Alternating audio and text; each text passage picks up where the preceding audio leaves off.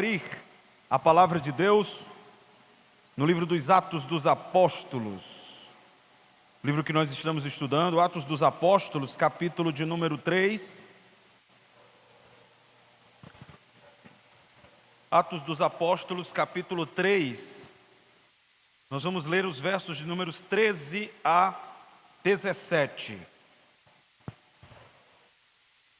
Atos dos Apóstolos, capítulo 3, dos versos 13 a 17.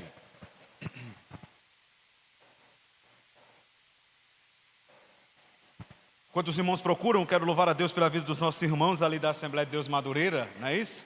Eu estive com os irmãos lá ministrando em uma aula da EBD, vez ou outra os irmãos estão por aqui e é muito bom receber vocês. Deus abençoe, glória a Deus. Atos capítulo 3, versículos 13 a 17, quem achou, diga amém. O Deus de Abraão, de Isaque e de Jacó, o Deus de nossos pais, glorificou a seu servo Jesus, a quem vós traístes e negastes perante Pilatos, quando este havia decidido soltá-lo. Vós, porém, negastes o santo e o justo, e pedistes que vos concedessem um homicida. De Sarte, matastes o autor da vida, a quem Deus ressuscitou dentre os mortos, do que nós somos testemunhas. Pela fé em o nome de Jesus, é que esse mesmo nome fortaleceu a este homem que agora vedes e reconheceis. Sim, a fé que vem por meio de Jesus deu a este saúde perfeita na presença de todos vós. E agora, irmãos, eu sei que o fizestes por ignorância, como também as vossas autoridades. Vamos orar. Querido Deus e Pai, nós te damos graças e louvamos o teu nome. Agradecemos ao Senhor pelo rico privilégio de estarmos reunidos aqui esta noite, para uma vez mais aprendermos da tua palavra. Pedimos que o teu Santo Espírito ilumine os olhos do nosso entendimento, para que nós compreendamos as maravilhas da tua lei. Fala aos nossos corações através da tua palavra. É o que te pedimos no nome santo de Jesus. Amém. Pode sentar.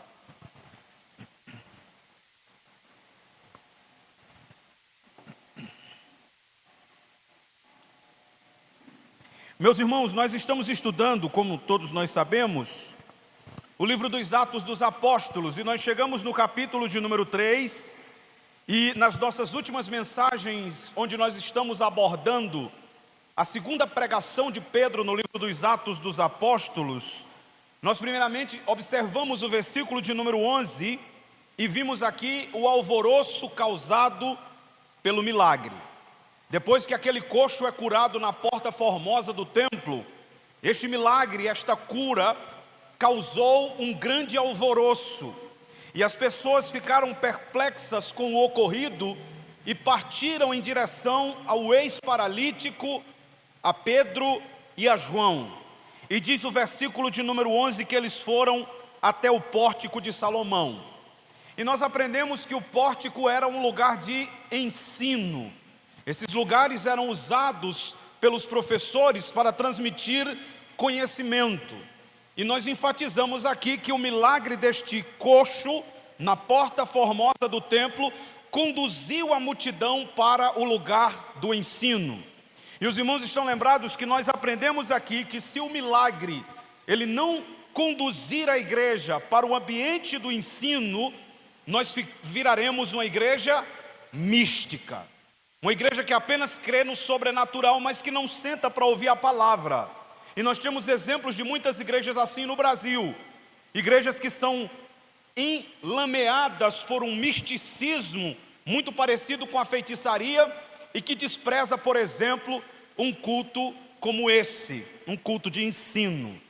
E é só nós observarmos a quantidade de cadeira vazia e rapidamente nós vamos perceber que a maioria dos crentes, eles não são atraídos pelo culto de ensino. Mas se nós talvez tivéssemos colocado um anúncio, hoje é um culto de milagres, e se você está doente, venha atrás da sua cura, certamente não havia cadeiras vazias como temos esta noite. O fato é que que as pessoas estão sempre procurando receber algo de Deus, menos aprender sobre quem Deus é. Isso é um fato nas igrejas do Brasil. Na quarta-feira passada nós comentamos o versículo de número 12 e falamos a respeito da humildade dos apóstolos. A multidão corre até Pedro e fica olhando para eles como se aquele homem tivesse sido curado pelo poder dos apóstolos. E rapidamente Pedro humildemente diz: olha, não vos maravilhais disso, fitando os olhos em nós, como se pela nossa piedade, ou se pela nossa santidade ou poder, nós tivéssemos feito este homem andar. Pedro não é como esses supostos apóstolos de hoje, que chamam a glória para si, que querem que todos os aplaudam e achem que de fato eles são homens poderosos na terra. Não. Pedro é humilde, como todos os demais apóstolos o eram, e ele rapidamente sai de cena, tal qual João Batista quando disse: importa que ele cresça e eu diminua. E rapidamente Pedro disse: esse homem está curado, não foi pela nossa influência. Se esse homem está curado, não foi pela nossa piedade.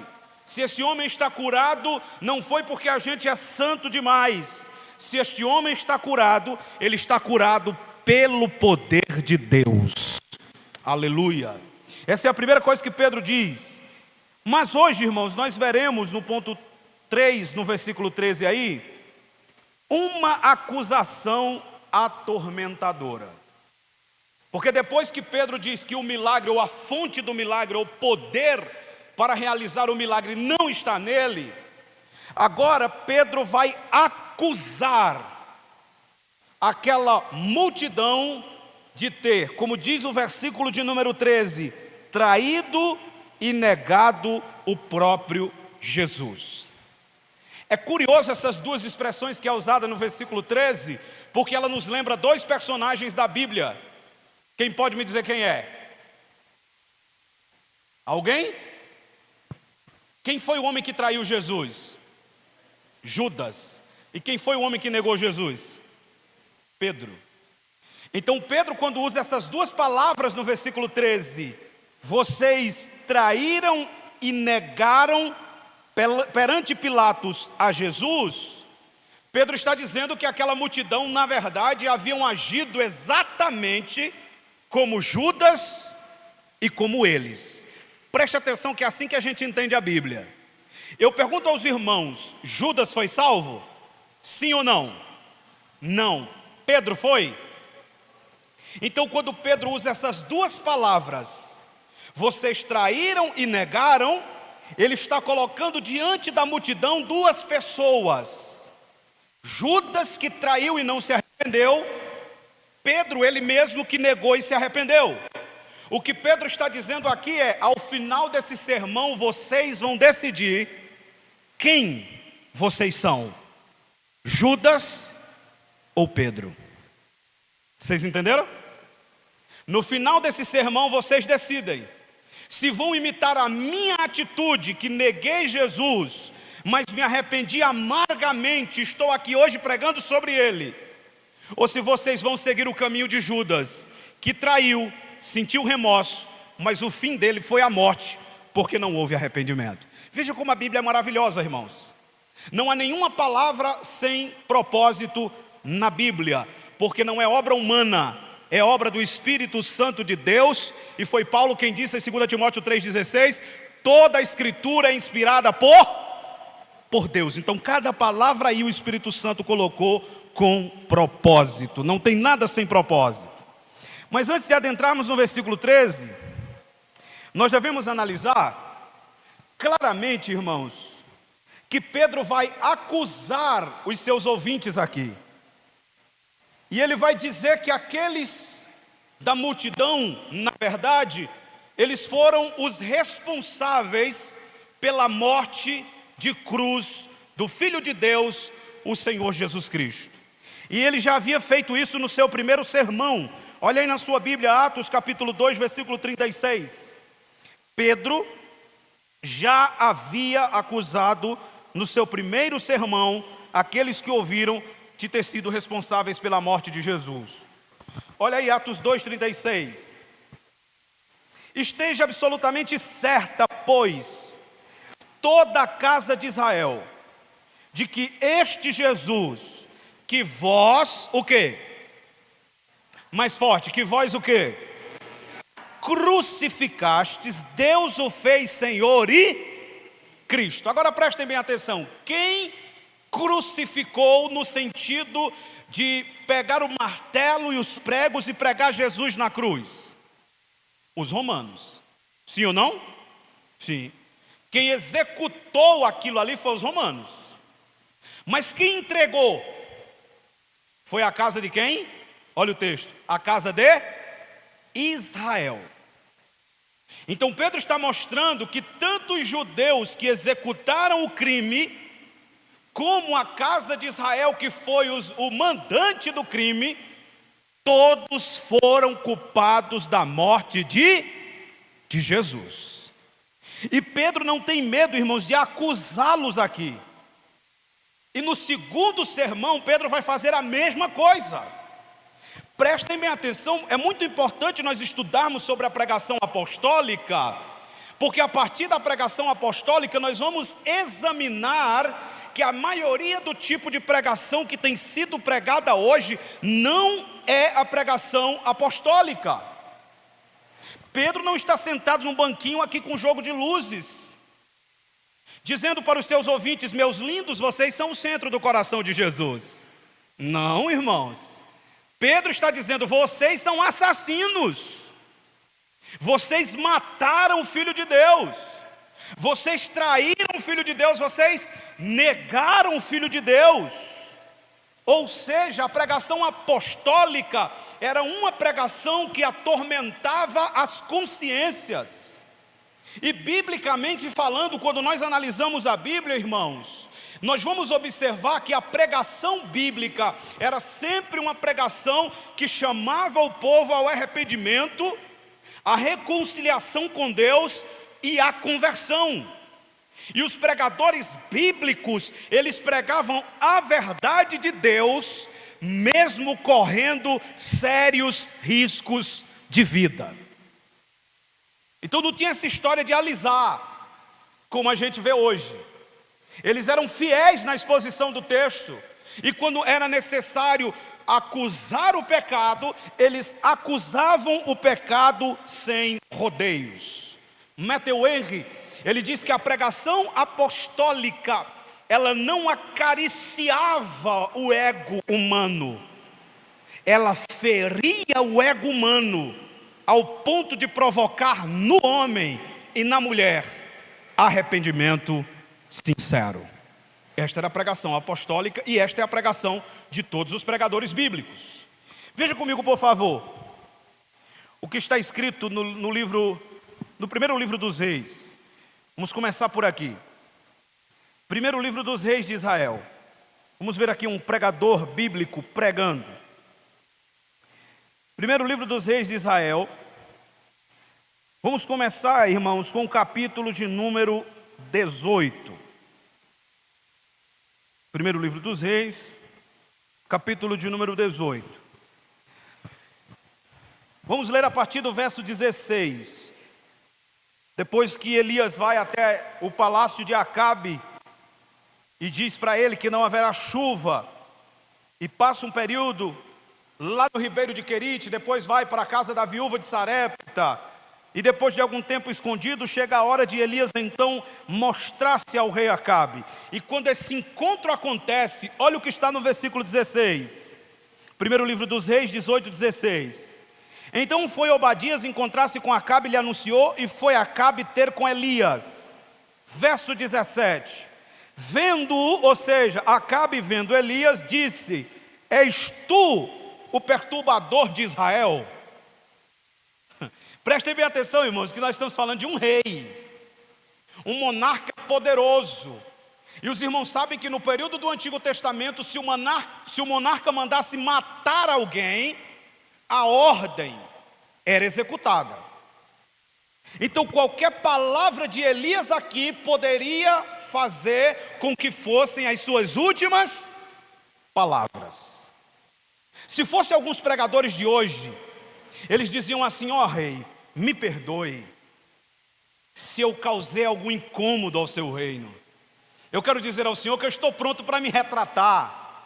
E se nós sentarmos numa tarde tomando um chazinho, eu posso explicar ao Senhor por que eu usei aquelas palavras tão duras quando eu fui lá no seu palácio. Não vamos levar as coisas tão a sério.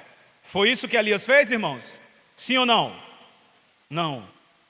Porque Elias entende que embora Acabe fosse um monarca, ele só estava naquela posição porque Deus permitiu que ele estivesse. E Elias não era como os profetas de Jezabel que comia em sua mesa. Elias é um profeta do céu, que era alimentado pelo banquete de Deus. Então ele não estava preocupado em agradar Acabe. A preocupação de Elias era ser fiel à mensagem de Deus. Olha o verso 18. Respondeu Elias: eu não tenho perturbado a Israel, mas tu e a casa do teu pai, porque deixastes os mandamentos do Senhor e seguiste aos Baalins, plural, seguistes a vários deuses. Sabe o que Elias está dizendo? Perturbador, eu não. Se está havendo perturbação em Israel, a culpa não é minha, ó rei Acabe. Se está havendo perturbação em Israel, a culpa é sua e da sua casa. São vocês que estão perturbando Israel, e é por causa de vocês que as chuvas estão retidas e Deus está irado com esta nação. Ei, irmão, isso aqui é homem de Deus. Sim ou não? Sim. Porque às vezes basta ter uma posiçãozinha mais elevada que os pregadores têm medo de dizer a verdade. Mas tem mais. Vamos ver Elias em ação. Olha o que a gente consegue ver mais aqui. Quero que os irmãos folheiem aí. Olha comigo, por favor, o que está escrito no capítulo de número 21. Deixa-me dar o resumo, para que a gente não leia vários textos e ganhamos tempo. O capítulo 21 trata a respeito de uma história famosa, que é a vinha de Nabote. Nabote tinha uma vinha, era localizada ali próximo ao palácio de Acabe, e Acabe queria a vinha para aumentar suas construções, e lançou uma proposta para Nabote, dizendo: vende-me a tua vinha, eu preciso dela. E Nabote diz assim: eu não posso vender a minha vinha porque ela é herança dos meus pais, e eu não posso pegar a herança dos meus pais e fazer comércio dela. Acabe fica chateado, volta para casa, que nem um menino mimado. Ao entrar dentro de casa, ele vai para dentro do quarto, fica emburrado, fica bicudo. Sua mulher, que não valia nada, vai até ele e diz assim: o que está acontecendo, rapaz? Ele diz: não, é porque eu queria comprar a vinha de Nabote, mas ele não quis me vender. Aí ela diz: mas quem é o rei deste reino? Não é tu? Deixa que eu resolvo. E aqui é um perigo, irmão. É quando a mulher toma a frente das decisões do homem. Isso é machismo, irmão? Não. O homem toma as decisões e a mulher auxilia, mas ela não pode tomar as decisões pelo homem, senão há uma inversão de papéis, e aí nós não temos o cumprimento do princípio bíblico. Não temos. Aí ela diz: deixa que eu resolvo. Olha como é que ela resolve. Ela contrata uns homens, e diz o texto que eles eram filhos de Belial, filhos do diabo, e eles acusam Nabote injustamente. E Nabote é morto, simplesmente porque não quis vender a vinha do seu pai. E pareceu que tudo estava resolvido. Mas Deus chama Elias e diz: está na hora de você falar com Acabe de novo. Lembra, ele é o rei. Ele poderia matar Elias a qualquer momento. Mas quem é chamado por Deus para pregar a verdade, não tem medo de rei, não tem medo de príncipe, não tem medo de presidente, não tem medo de governador, não tem medo de vereador, não tem medo de pastor, não tem medo de igreja, não tem medo de ninguém. Ele teme em não cumprir as ordens de Deus. Esse é o pregador do evangelho verdadeiro. Olha aí, é na Bíblia, para os irmãos aprenderem. Nós estamos no culto de ensino, então vamos lá, para a Bíblia. Capítulo capítulo 21 de 1 Reis, 17. Estão comigo? Diga amém. Então veio a palavra do Senhor a Elias o tisbita, dizendo: dispõe-te e desce para encontrar-te com Acabe, rei de Israel, que habita em Samaria. Eis que está na vinha de Nabote, aonde desceu para tomar posse dela.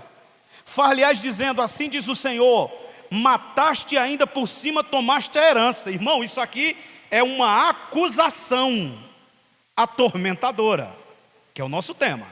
É o mesmo que Pedro vai fazer lá. Nós estamos só na introdução. Dir-lhe-ás mais: assim diz o Senhor, olha a profecia: no lugar em que os cães lamberam o sangue de Nabote, cães lamberão o teu sangue, o teu mesmo. Sabe o que é que eu acho interessante? Deixa eu trazer para o contexto daqui. É que hoje, irmão, quando os pregadores se levantam para profetizar para os políticos de hoje, não todos, mas a maioria, tudo com vida errada. É assim ou não é? Mentiroso sem vergonha, fazendo tudo de errado. Mas quando o profeta, o pregador, num culto, ele vai profetizar, ele nunca profetiza maldição. Vocês já prestaram atenção? É só bênção. Deus vai abrir a porta e o cabo todo errado. Deus vai fazer acontecer e o cabo todo errado. Os profetas de hoje só profetizam bênção. Mas olha a profecia de Elias: no lugar em que os cães lamberam o sangue de Nabote, os cães vão lamber o teu sangue. Você vai morrer, vai derramar sangue, e os cachorros, porque cão aqui, irmão, é cachorro de rua, cachorro esfomeado. Isso aqui em Israel é uma desonra monstruosa. Os cachorros de rua vão lamber teu sangue. Tamanha desonra que será a tua morte, Acabe. Eu fico imaginando como é que um monarca agiria hoje dessa forma, né? Mas olha lá, verso 20. Perguntou Acabe a Elias: já me achaste inimigo meu? Respondeu ele: achei-te. Sabe o que ele está dizendo? Agora pronto, Elias, virou inimigo meu. Ele diz: virei mesmo, virei inimigo seu. Por quê? Porque você já se vendeu para fazer o que é mal perante o Senhor. Sabe o que Elias está dizendo? Eu virei inimigo seu porque você virou inimigo de Deus. É sério, né, irmãos? Eu virei seu inimigo, Acabe, a partir do momento que você se tornou inimigo de Deus. Porque não dá para ser amigo, não dá para comungar, não dá para ter comunhão com quem é inimigo de Deus e com quem vive fazendo só o que é mal perante o Senhor. Deixa marcado aí, abre comigo no Salmo 139. Por favor, deixa marcado que nós vamos voltar. Que ainda tem a profecia para Jezabel. Salmo 139. Vamos rapidinho. Salmo 139. Olha o que o salmista diz. Olha comigo, por favor, o versículo 21. Não aborreço eu, Senhor. Aborrecer aqui é odiar. Então, provavelmente tem alguém que tem uma Bíblia aqui que diga odiar, porque no hebraico é isso aí, ó. Odiar. Olha o que ele diz, ó: não aborreço, não odeio eu, Senhor, os que te odeiam, e não abomino os que contra ti se levantam. Odeio com ódio consumado. Para mim, são inimigos de fato. Irmão, isso aqui é forte, né? Você está lendo a Bíblia, você está vendo? Todos aqueles que são inimigos do Senhor se tornam meus inimigos. Está na Bíblia ou não está? Volte lá para o texto de Elias. É o que Elias está dizendo. Me tornei seu inimigo, Acabe, no momento em que você se tornou inimigo de Deus. Agora veja a profecia contra a mulher dele. Irmão, Jezabel era o Satanás vestido de saia. Os irmãos não estão entendendo. A bicha era ruim, irmão, era uma desgraça. Olha aí o versículo 23, olha o que Elias disse dela. Também de Jezabel falou o Senhor: os cães devorarão Jezabel dentro dos muros de Jeziel. São duas profecias aqui, nenhuma delas tem como objetivo massagear o ego do rei. A primeira é: Acabe, tem uma coisa, meu filho, os cachorros de rua vão lamber teu sangue. E não tem a desgraçada da tua mulher, os cachorros vão devorar ela não vai ter um sepultamento. E o que era isso em Israel? A maior desonra que um ser humano podia ter: morrer e não ser sepultado. É por isso que você vai ler várias vezes em 1 Reis, em Crônicas, em 2 Reis, em 2 Crônicas, as expressões morreu e foi sepultado no sepulcro dos seus pais. Já leram isso na Bíblia? Morreu e foi sepultado no sepulcro dos seus pais. Honra. Agora, quando morreu e não foi sepultado, significava que a pessoa era tão indigna que nenhum sepultamento ela teve.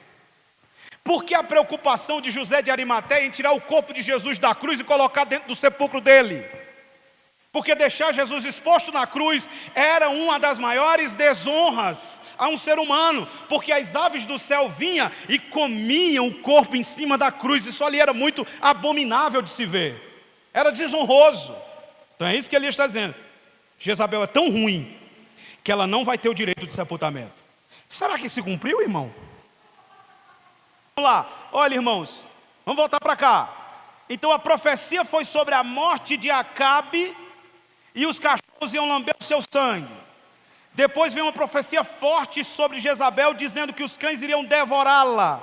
Vamos ver se cumpriu. A primeira, olha comigo o que está escrito. Primeiro vamos começar de trás para frente. Segundo livro dos Reis 9:36, olha aí rapidinho. É só para os irmãos entenderem que a palavra de Elias se cumpriu cabalmente. Segundo Reis 9, olha comigo, versículo de número 36. Aqui é interessante, deixa eu dar o resumo para os irmãos. Jeú, ele recebeu de Deus a incumbência de acabar com toda a família de Acabe. E ele está indo em direção, Jezabel está lá no palácio. Quando ela sabe que Jeú está vindo, ela pinta os olhos para tentar seduzi-lo. Aí ele grita de longe e diz assim: ei, quem é comigo aí? E a Bíblia diz que tinham 3 eunucos lá em cima com Jezabel. Então quem é comigo aí, joga essa mulher daí de cima. E aí os eunucos pegaram Jezabel, irmão, e jogaram a bicha velha lá de cima do palácio. Ela caiu que o sangue espirrou na parede, de tão boa que ela era. Eu fico imaginando o que é que essa mulher não já fez com esses eunucos, irmão, porque o cabo tem uma raiva dessa. Vou jogar ela daqui de cima, para ela se bagaçar lá embaixo. Olha aí o que está escrito, ó. Deixa eu ler com vocês. A partir do 32. Levantou ele o rosto para a janela e disse: quem é comigo? Quem? E 2 ou 3 eunucos olharam para ele. Então disse ele: lançai-a daí abaixo. Lançaram-na abaixo e foram salpicados com seu sangue a parede, os cavalos, e Jeú a atropelou. Irmão, além dela cair, acho que Jeú disse: rapaz, dizem que gente ruim não morre, deixa eu passar por cima dela com um carro, porque se ela estiver semi-morta, ela vai acabar de morrer agora, porque eu vou passar por cima dela. Ei, raiva, irmão. Olha aí, ó, versículo 34. Entrando ele, havendo comido e bebido, diz: olhai por aquela maldita. Rapaz, ele está dizendo aqui: olhem por aquela maldita, vamos sepultar ela, porque ela é filha de quem? É filha de rei, ela merece pelo menos um sepultamento digno. Só que a profecia de Elias disse que ela não seria sepultada. E a palavra de Deus na boca de um homem de Deus não cai por terra. Olha aí, ó. 35. Foram para sepultar, porém não acharam dela senão a caveira, os pés e as palmas das mãos. Irmão. 36. Então voltaram e lhe fizeram saber. Ele disse: esta é a palavra do Senhor que falou por intermédio de Elias, o tesbita, seu servo, dizendo: no campo de Jeziel os cães comerão a carne de Jezabel. O cadáver de Jezabel será como esterco sobre o campo da herdade de Jeziel, de maneira que já não dirão: esta é Jezabel. Irmão, ninguém nem sabia quem era, de tão desmantelada que ficou. Tudo isso por causa da palavra de quem? De Elias.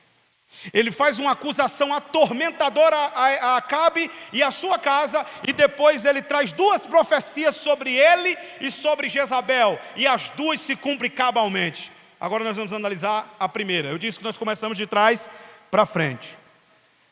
Olha comigo, por favor, primeiro livro dos Reis, só para os irmãos entenderem aqui como é séria essa questão. Primeiro livro dos Reis.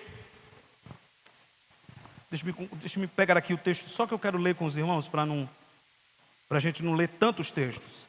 É o capítulo 22. Deixa eu contar a história, e aí eu peço para vocês lerem comigo o texto só que eu quiser, para que a gente possa pegar o resumo. O capítulo 22, nós temos uma aliança entre um rei chamado Josafá, que era temente a Deus, com Acabe, esse mesmo, da profecia de Elias contra ele. Eles estão querendo sair para lutar. E a Bíblia diz que antes de sair, como era de costume, eles chamam os profetas, a fim de que os profetas profetizem para eles. Mas Acabe tinha profetas comprados, e é claro que com profetas comprados, só profetizarão coisas boas, aprazíveis, maravilhosas. E aí chamou lá os profetas, e os profetas vieram e só profetizaram coisa boa. Vai, Acabe, porque é tua vitória, Deus vai te dar vitória, Deus vai fazer você vencer a guerra. E aí Josafá disse assim: mas rapaz, será que não tem no meio desses profetas um verdadeiro profeta de Deus? Porque o verdadeiro profeta de Deus é conhecido, irmão. Vocês sabiam dessa? É conhecido, mas é conhecido por quem serve a Deus. Porque quem não serve a Deus com sinceridade, não lê Bíblia, não estuda Bíblia, não participa de culto de ensino, nem de escola bíblica dominical, qualquer pessoa falando em nome de Deus é tido como homem de Deus. Pegou no microfone, fez um sapateado, fez uma mungangazinha, deu uns 4 pulos para cima. Quem não estuda Bíblia, rapidamente vai dizer o quê? Esse é um homem de Deus.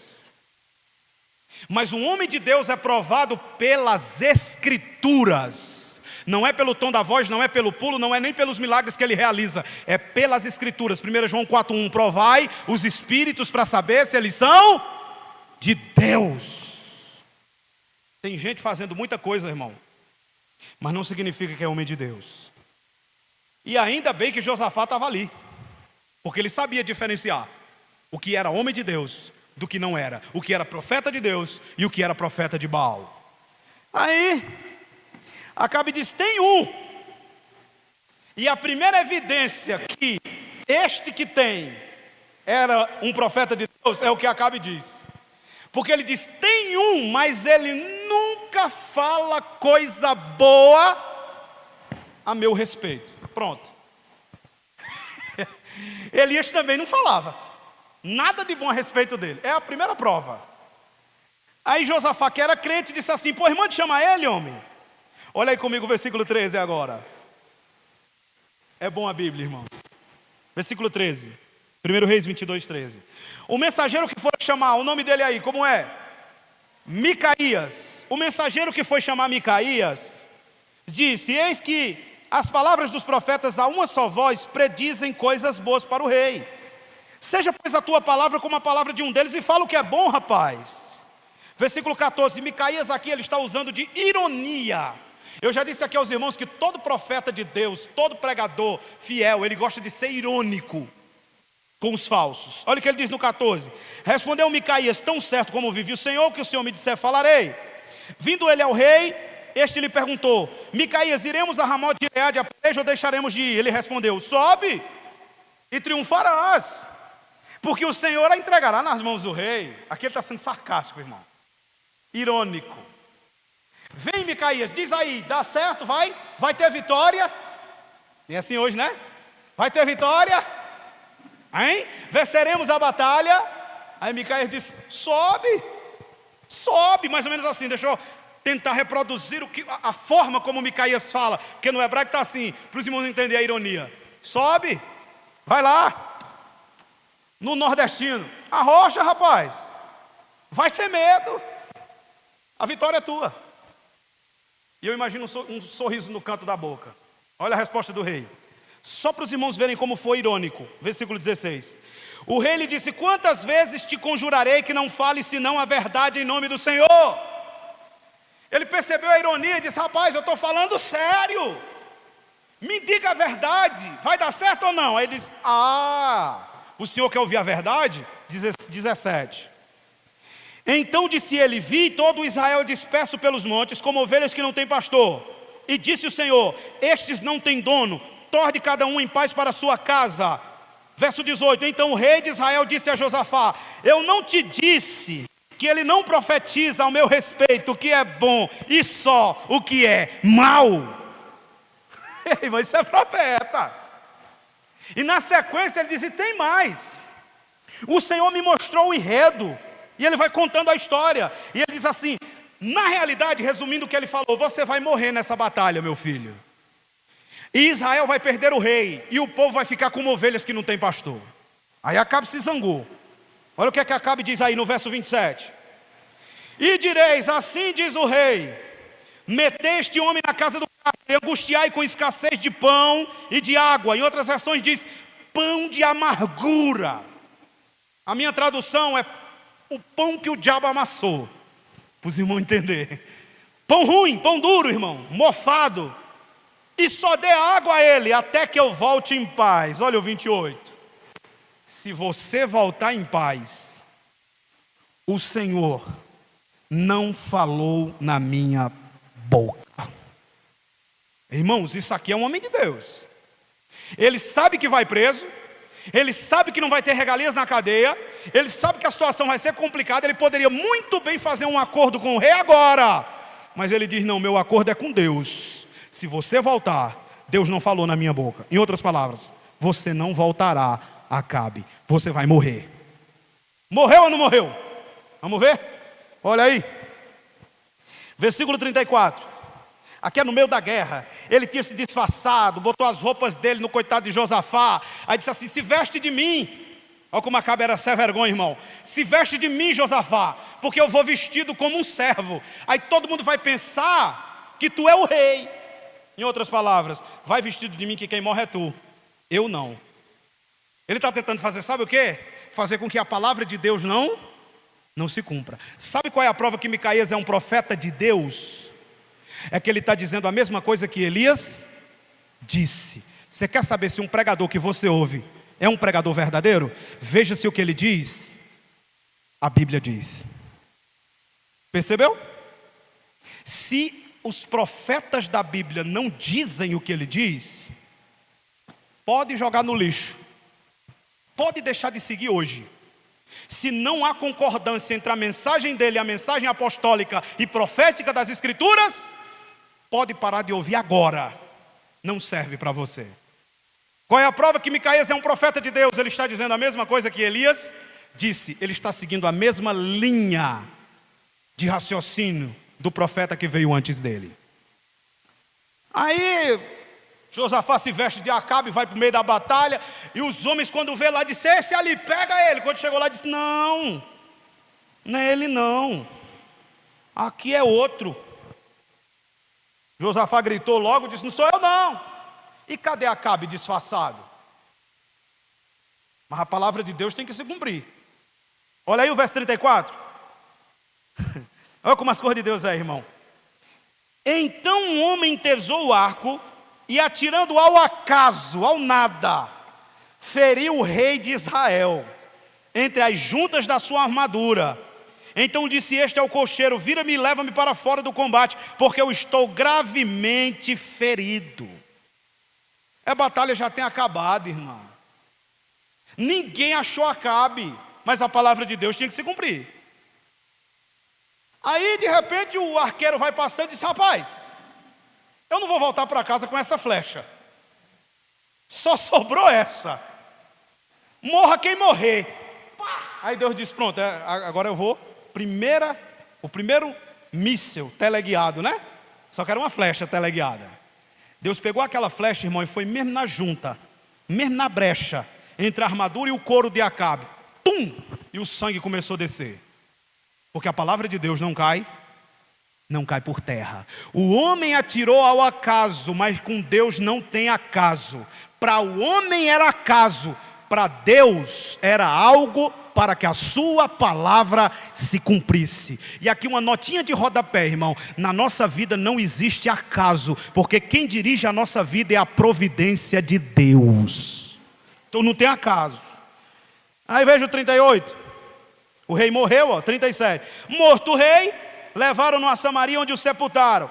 Quando lavaram o carro junto ao açude de Samaria, os cães lamberam o sangue do rei, segundo a palavra que o Senhor tinha dito, e as prostitutas banharam-se nestas águas. Cumpriu ou não? Sim ou não, irmãos? Sim. Elias falou a verdade. E a palavra que ele falou foi uma palavra de Deus e se cumpriu exatamente como era. Eu contei toda essa história aqui desses homens de Deus, haviam mais, claro. Só para os irmãos entenderem, irmãos, que o verdadeiro profeta de Deus, o verdadeiro pregador do Evangelho, ele jamais vai deixar de apontar o erro das pessoas. Se ele assim o fizer, ele não tem amor nem para com Deus, nem para com as pessoas. Porque se nós não alertarmos as pessoas acerca dos seus pecados, estas não se arrependerão. E se estas não se arrependerem, não serão salvas. E o sangue delas será requerido de nossa cabeça. É uma responsabilidade muito grande, irmão, pregar a palavra. Hoje virou show. Hoje tem até troféu gerando salvação, que não gera salvação coisa nenhuma, gera confusão. Irmão, o negócio está feio. O nome do troféu é gerando salvação, era melhor botar gerando confusão, porque só deu briga. Porque aonde o ego humano, ele é elevado, a miséria, confusão, destruição indireta, e não há glória de Deus. Porque aonde o orgulho humano é elevado, Deus está resistindo àquela obra. Eu não sei se os irmãos sabem, mas a fundadora e criadora do troféu é a filha de Valdomiro Santiago. Aí por aí você já tira, né? Ela é filha do seu pai. Pronto, já disse tudo. Vamos lá. Volta lá para Atos comigo. Capítulo 3. Vamos lá. Quem entendeu até aqui, diga amém. Amém? Glória a Deus. Então vamos lá. Quando nós chegamos aqui, veja bem, no versículo de número 13 é o que Pedro vai fazer. Exatamente como Elias fez, exatamente como Micaías fez, ele vai acusar o pecado do povo. E veja, irmãos, ele diz no verso 13: o Deus de Abraão, de Isaque, de Jacó, o Deus de nossos pais, glorificou a seu servo Jesus, a quem vós traístes e negastes perante Pilatos, quando este havia decidido soltá-lo. A pregação apostólica, ela tinha como propósito, grave bem isso aqui, dando devagarzinho porque é o culto de ensino. A pregação apostólica, ela tinha como propósito ferir as consciências dos ouvintes, causar incômodo mesmo. Para quê, irmão Marcos? Para fazê-los sofrer? Não. Para levá-los ao arrependimento. Veja aí, antes de nós comentarmos aqui, para os irmãos entenderem. 2 Coríntios capítulo 7. Vai comigo rapidinho. Olha a carta que Paulo escreve à igreja de Corinto. Esta carta que Paulo escreveu ali, aos Coríntios, é chamada de carta severa. Nós não temos essa carta na Bíblia, infelizmente. E aí você me pergunta, por que, irmão Marcos? Porque esta carta, ela se perdeu. E ela se perdeu por a providência de Deus. Deus não quis que essa carta estivesse nas Escrituras. Ninguém achou essa carta. Essa carta severa não existe, ninguém encontrou. E alguns estudiosos da crítica textual, eles dizem que se a carta não foi encontrada é porque Deus não queria que fosse encontrada, porque ela foi uma carta direcionada aos Coríntios, e Deus não quis que aquela carta se tornasse uma escritura inspirada. Ponto final. É só o que podemos dizer. Mas o fato é que ela foi severa. Olha aí, ó. 2 Coríntios 7, versículo 8. Paulo diz: porquanto ainda que vos tenha contristado com a carta. Que carta é essa?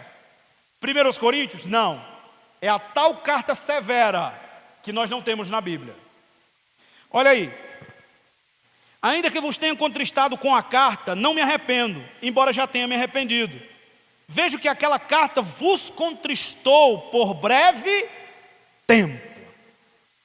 Olhe para cá. Paulo escreveu a carta severa, e Paulo está com medo da carta ter sido severa demais. Isso aqui, irmãos, é comum a todo pregador. Às vezes Deus nos dá uma mensagem como pregadores, que a mensagem é muito dura, muito severa. E muitas vezes os ouvintes, os irmãos que estão ouvindo a gente, acham que a gente tem prazer em pregar esse tipo de mensagem. E não é verdade. Todo pregador, quando ele prega um texto severo demais para a igreja, porque Deus mandou, não porque ele quis, mas porque Deus mandou, quando ele prega aquele texto severo demais, duro demais, ele chega em casa, dobra o joelho e pede misericórdia a Deus. E a gente fica preocupado como será a reação dos irmãos. Se aquela pregação realmente vai produzir aquilo para o qual ela foi enviada, ou se as pessoas vão ficar chateadas, irritadas e talvez até saiam da igreja. Isso tudo passa pela cabeça da gente, para os irmãos entenderem como é a mente de um pregador. Então nunca pense que quando eu subo aqui em cima e prego uma mensagem severa demais, porque Deus mandou, eu chego em casa feliz da vida dizendo, hoje eu botei foi para torar. Não, irmão. Eu chego em casa preocupado com os irmãos, dizendo à minha esposa, mas rapaz, teve uma hora lá que aquilo que Deus mandou falar foi muito duro. Mas foi Deus que mandou falar? Ela sempre diz isso, eu digo, foi. Ela disse, então descanse. É o que Paulo está fazendo aqui. Ele está dizendo o quê? Rapaz, eu estou com medo que aquela carta que eu escrevi seja severa demais. Eu estou até sentindo um pesar, que é a palavra que ele usa aqui para arrepender. Ele diz, eu estou até sentindo um pesar, porque eu vi que aquela carta deixou vocês chateados, deixou vocês tristes por um pouco de tempo. Agora olha o verso 9. Aí Paulo diz, agora eu me alegro, porque Tito tinha vindo e dito, olha Paulo, o negócio lá mudou. A carta que tu escreveu serviu. Agora, Paulo, eles se arrependeram de verdade. Aí Paulo disse, agora eu estou alegre. Verso 9, agora me alegro, não porque vos contristei, mas porque fostes contristados para quê? Para o arrependimento. Pois fostes contristados segundo Deus, para que de nossa parte nenhum dano sofresse. Irmão, isso aqui é tão bonito, que Paulo está dizendo assim, deixa eu explicar para os irmãos de uma maneira bem simples para você entender. Paulo está dizendo, eu escrevi uma carta muito severa, e quando eu enviei, eu fiquei com pesar no coração, eu até me arrependi. Eu disse, rapaz, será que não foi severa demais? Porque eu sei que o que eu escrevi deixou vocês tristes, ele está dizendo. Ele diz assim, mas agora eu estou alegre depois das notícias que eu soube, porque na realidade o que eu escrevi foi severo mesmo, e vocês ficaram tristes com o que eu escrevi. Mas que bom, porque essa tristeza que vocês sentiram levaram vocês ao arrependimento. E na verdade a tristeza de vocês não foi gerada pelo pecado, foi gerada por Deus. Ele entristeceu vocês e levou vocês a se arrepender. E Paulo diz, eu fiz isso para que vocês não sofressem dano. O que significa isso? É melhor se entristecer aqui com uma pregação dura, mudar de vida e ir para o céu, do que só ouvir palavra que massageia ego e no final ir para o inferno. É isso que Paulo está dizendo aqui. Olha o negócio como é pesado, irmão. E note, é o versículo 10, que Paulo vai explicar. Porque a tristeza, segundo Deus, produz arrependimento para a salvação, que a ninguém traz pesar, mas a tristeza do mundo produz morte. Paulo está dizendo, se você é entristecido pela palavra de Deus por causa do pecado cometido, é bom, porque essa tristeza te levará ao arrependimento, que é a mudança total e radical de vida. Mas se for só tristeza do mundo, o que é a tristeza do mundo, irmão? Orgulho ferido, ego ferido, autocomiseração, vitimismo, remorso que não transforma. É Judas. Se entristeceu, sentiu pesar, teve autocomiseração, ficou cheio de vitimismo e no final ele foi para onde? Mateus 27:3, ele foi se suicidar. Aquela tristeza mundana de Judas produziu morte. Mas e a tristeza de Pedro, que fez ele sentir a dor de ter negado o seu mestre 3 vezes? O levou para onde? Para o arrependimento. E ele ouviu de Jesus as seguintes palavras: apacenta as minhas ovelhas. É essa a tristeza que Deus quer gerar em nós. É a tristeza que nos leva para o arrependimento. E é o que Pedro está fazendo aqui. Você pode voltar para lá. Estamos quase concluindo. Vamos lá. Volta para Atos. Primeira acusação de Pedro. Vamos lá. Qual é a primeira acusação de Pedro aí? Pedro diz assim. Pedro diz que Deus glorificou a Jesus e a multidão traiu e negou perante Pilatos quando este havia decidido soltar. Aqui é necessário trazer uma explicação. Muita gente acha que Pilatos foi bonzinho, e não foi. Claro que não dá tempo de examinar todos os textos aqui, senão a gente vai ficar horas aqui no versículo de número 13. Mas Pilatos não foi bonzinho, irmãos. Pilatos foi político. Note bem, Pilatos foi político, ele não foi bonzinho não. Para os irmãos terem uma ideia, a mulher de Pilatos disse a ele: não te envolves com esse justo, porque eu tive um sonho com ele esta noite, ele é inocente. Então ele foi alertado. Depois ele chegou lá no povo, interrogou Jesus e disse assim: eu não vejo nele crime nenhum. Aí o povo disseram: não interessa, nós vemos, crucifica ele. A Bíblia diz que Pilatos fez com Jesus uma espécie de chacota. Ele mandou Jesus para Herodes. Chegando lá, Herodes não gostou das palavras de Jesus, mandou ele de volta para Pilatos. Pilatos mandou açoitar Jesus, para você ver que ele não era bonzinho não. Jesus foi terrivelmente açoitado, humilhado e vilipendiado a mando do próprio Pilatos, tentando fazer o povo ver, depois dele ter apanhado, deixado ele para lá. Aí Pilatos viu que não poderia libertar Jesus por causa do povo político, porque se ele fosse honesto e justo, ele tinha soltado. Sim ou não? Sim. Mas ele era político. E o que é que o político faz? Agrada a maioria. Ele não está preocupado com a justiça. Vamos deixar de ser ingênuos, irmãos. Vamos deixar de ser ingênuos. O político não está preocupado com a maioria. O político não está preocupado com justiça. O político não está preocupado com nada dessas coisas. Ele está preocupado com 2 coisas: encher o bolso do dinheiro, dos impostos, e sabe fazer o que mais? Satisfazer a maioria. Se não fosse assim, o nosso país não gastava tanto dinheiro com festas profanas e os hospitais tudo se acabando. Se fossem justos, eram os hospitais e a educação que era primeiramente atendida. Mas não, tem show de pessoas que vieram para essa nossa cidade e para a minha cidade lá em Pubi, que é quase R$500 mil em 1 hora de show. Aí você vem me dizer que esse camarada está preocupado com a gente? Ah, irmão, desculpa, mas é muita ingenuidade. Hã? É muita ingenuidade, então é burrice. Não é assim? Então é burrice. É isso que Pilatos está fazendo, ele quer agradar o povo, ele não está nem aí para a justiça. E ele é tão terrível que ele chega lá e diz assim: mas tem uma coisa que eu posso fazer, para tentar se justificar, né? Que ele quer agradar os 2 lados. Quer agradar os 2 lados. Que ele sabia que Jesus tinha seguidor. Ele dizia: eu posso colocar aqui em votação Barrabás ou ele, vocês escolhem. É claro que o povo não ia querer Jesus. O povo disseram o quê? Solta Barrabás, crucifica Jesus. Aí Pilatos disse: pronto, aí é com vocês, eu lavo as minhas mãos. Você sabe o que é que significa o lavar das mãos de Pilatos? Pecado de omissão. Então Pilatos não foi bonzinho não, irmão. Ele queria soltar para não causar um caos no seu governo. Mas quando ele viu que não dava, ele se omitiu, satisfez a vontade do povo e condenou Jesus à morte. Pilatos é tão culpado quanto o povo.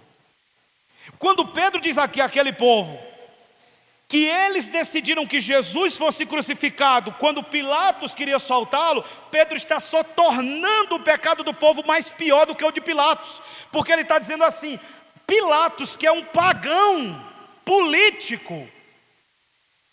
Ele ainda quis soltá-lo, mas depois o crucificou. Mas vocês, é o que Pedro está dizendo, que conhecem as Escrituras, que esperam o Messias, depois de tantas provas que Jesus deu que era o Messias, mesmo assim, vocês traíram e negaram o Filho de Deus. Vocês estão entendendo, irmãos? A seriedade. É isso que Pedro está fazendo aqui. Mas ele não está inocentando Pilatos, não. Ele sabia que Pilatos também havia negado. Veja, versículo 14. Pedro diz: vós, porém, ele usa de novo a expressão, negastes o santo e o justo, e pedistes que vos concedesse um homicida. Quem era ele? Quem era ele? Barrabás. Pedro está trazendo à memória do povo o quê? O dia da crucificação, irmãos. O que é o Evangelho? É trazer à memória do povo o dia que Jesus foi crucificado pelos nossos pecados. Isso é o Evangelho. E é o que Pedro está fazendo aqui. 15. Aí Pedro usa uma figura de linguagem que eu gosto. Ele diz: mataram o autor da vida, mas Deus o ressuscitou dentre os mortos e nós somos testemunhas. Glória a Deus. Pedro diz: vocês mataram o autor da vida, mas como o autor da vida não pode permanecer morto, Deus ressuscitou dentre os mortos. Eu estou aqui pregando que Ele está vivo, verso de número 16, e é pela fé no nome dEle que este homem está curado, porque foi Jesus que lhe deu perfeita saúde. O que Pedro está dizendo, sabe o quê? Se vocês acreditaram no milagre, vocês têm que acreditar que Jesus é o Filho de Deus, que vocês mataram Ele e Deus o ressuscitou. É isso que ele está dizendo aqui. Ele está usando o milagre como base. Eu vou terminar agora, porque agora eu quero lhe mostrar um equilíbrio. Eu disse aqui que a pregação apostólica, ela acusa o pecado, sim ou não? Sim. E que o verdadeiro homem de Deus, ele vai apontar o dedo contra o pecado e vai dizer para as pessoas em que elas estão errando. Mas tem um equilíbrio, porque você não pode só fazer isso. Nem pode ser duro demais, nem mole demais. Tem que ter um equilíbrio. Olha como Pedro é equilibrado. Depois que ele descasca, no verso 17 ele diz: e agora, irmãos, eu sei que vocês fizeram por ignorância, como também as vossas autoridades. Sabe o que Pedro está dizendo? Pedro está dizendo assim: vocês pecaram e fizeram tudo isso porque vocês são ignorantes. Agnoê. Ou seja, no grego, vocês não tinham conhecimento de que Ele era o Filho de Deus, de forma clara. Pecar por ignorância também é pecado. Mas o que Pedro está fazendo aqui é abrindo a oportunidade para que aquele povo fosse salvo. Porque ele diz assim: Deus assim cumpriu o que dantes anunciara por boca de todos os profetas, verso 18, que seu Cristo havia de padecer. Arrependei-vos, pois, e convertei-vos, para serem cancelados os vossos pecados, a fim de que na presença de Deus venham tempos de refrigério, e que envie Ele o Cristo, que já vos foi designado, Jesus. Pedro começa acusando o pecado, mostrando para o povo que eles são culpados da morte de Cristo, mas Pedro não vai embora. Pedro, antes de sair, ele diz assim: mas tem um meio de vocês serem perdoados. Tem um meio do pecado de vocês serem apagados. E qual é, Pedro? Arrependei-vos e convertei-vos, para que sejam apagados os vossos pecados. Aqui é a pregação apostólica. Ela não deixa de apontar o pecado, ela não deixa de mostrar a doença, mas ela também aponta o caminho da salvação, e ela também aponta a cura. Lembra do curso de evangelismo que a gente teve aqui? Pedro começou falando de condenação e terminou falando de salvação. A maioria das pessoas começa falando de salvação e termina com condenação. Não é assim? Começa com salvação. Jesus te ama, Jesus quer te salvar, Jesus quer mudar a tua história. Quando o camarada diz que não quer, ele diz: pois tu vai para o inferno, desgraçado. Está errado, irmão. Primeiro você começa mostrando que o camarada é pecador. E que se ele não se arrepender, claro, ele vai para o inferno. Mas você tem que terminar dizendo para ele que para ele não ir para o inferno, Deus enviou seu Filho ao mundo para que todo aquele que nele crê não pereça, mas tenha a vida eterna. Começa pelo inferno e termina com o céu. Se você inverter a ordem, você arruma briga. É assim a pregação apostólica. E Pedro está pregando o seu sermão, sem deixar de acusar, sem deixar de apontar o pecado, mas ele termina dizendo para aquele povo, a sua primeira parte, dizendo para eles: olha, se vocês se arrependerem, não importa quão maligno tenha sido o seu pecado, Deus apagará todos eles. Fique em pé, vamos terminar.